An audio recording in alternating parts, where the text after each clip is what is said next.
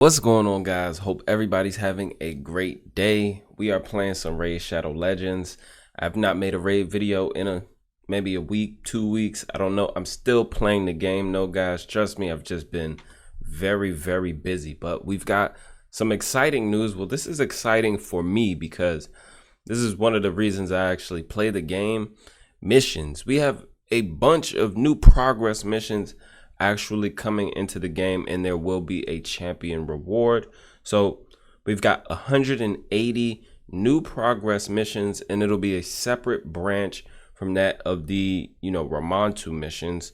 If you've completed the Arbiter missions, you'll be able to go for Ramontu and the new branch of missions at the exact same time.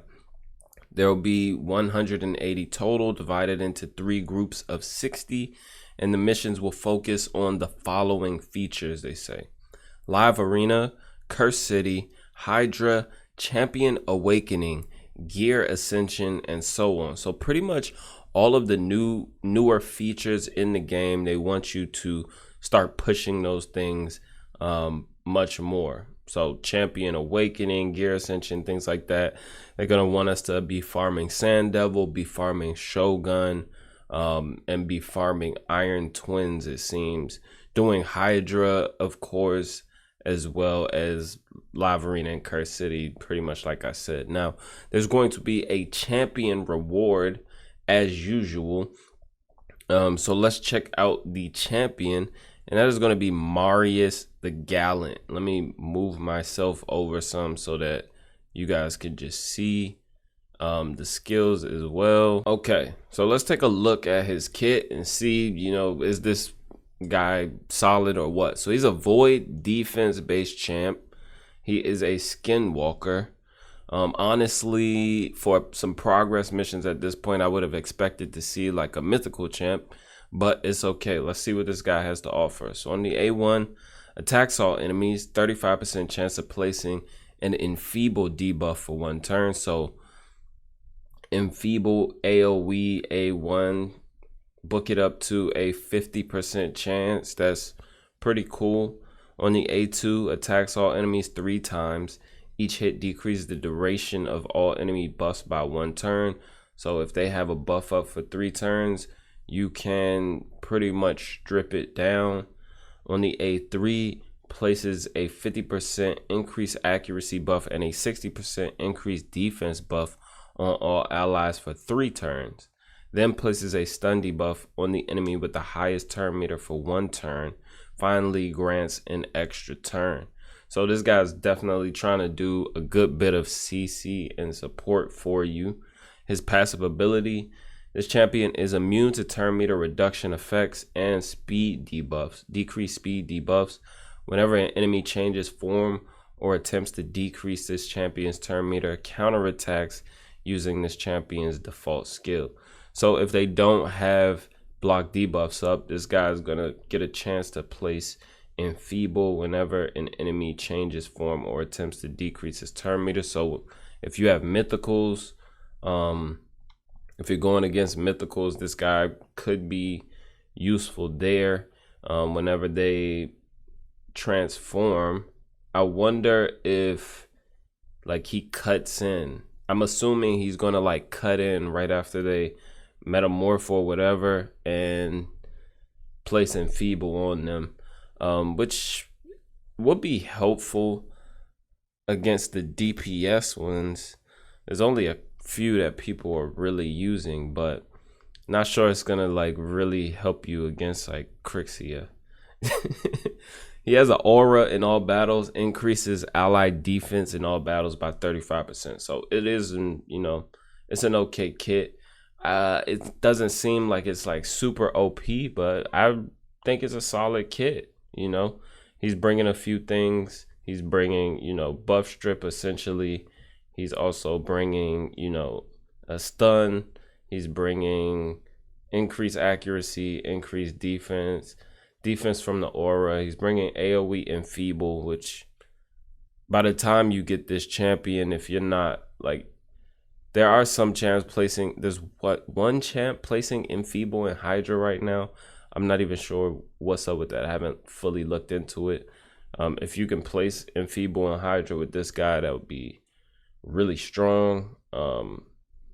This won't help you a ton in Hydra unless you're getting your buff stolen. This will be definitely helpful in Hydra, except for the second part of it. And by the time you get this champ, as I was saying before I went on a little tangent, if you shouldn't be having any issues in Doom Tower by the time you get this champ, so you won't like really need him there unless we get like a new rotation of some sort, which requires us to place Enfeeble on some new boss or something. I don't see you really needing him there. By the time most people get this champ, or like the average person, if they ever get this champion, because it seems like, getting these reward champs or mission champs or things of that nature, champs you get from Curse City, etc., just takes so much time. Like, I know people have been playing Raid for a very long time now, still working on Ramontu missions. Obviously, you can push these things fast, but like the average player is not pushing every mission fast. So we'll see, how long it takes people to get them. I'm assuming it's going to be similar to how it was for Ramontu. So at minimum, like 8 months, 6-8 months, a year. Some people's, going to take a few years. So very interesting champion. We've got Enfeeble there. We've got other stuff that is pretty standard, but I would welcome the progress missions. I'm more interested in the progress missions. I do like how the champ looks. Kind of reminds me of a champion from Dragonair, but solid champ. I like the design. They always do a great job with the design. There's no lacking in the design team at all. But that is our news update for today. There's been a few pretty big updates in the past, few days or so. We've got some more champion rebalances coming, and big summoning events. Raid's 5th anniversary is also going to be soon, so I'm anticipating there being like a bunch of events in game during that. So definitely interested to see, what they bring, and hopefully we get some solid rewards as well, maybe some solid promo codes, and some good freebies. That would be greatly appreciated. So can't wait for that, and can't wait to see what my year in Raid has been like. But right now I'm just playing on the free-to-play. Trying to level up some chickens on the free-to-play. I make another 6-star, try to make a final push because we got about a month left. So trying to push as much as I can. Hope you guys have been well. I have not forgotten about you. Anybody who's still watching the video at this point, I've definitely not forgotten about you. I'm still going to be making Raid Shadow Legends content. Our sponsorship with Dragonair is actually coming to an end. This is our final month doing it, and then we will be full-time back on Raid Shadow Legends. Well, that is what I assume. So thank you guys for your support as always. Anyone who's still here watching, I appreciate it. Anybody who's ever subscribed to the channel, anybody who's ever gave a comment or a like, I appreciate you guys. You guys are awesome. That's going to be all for this one though. Thank you guys, and until next time, be good and be well.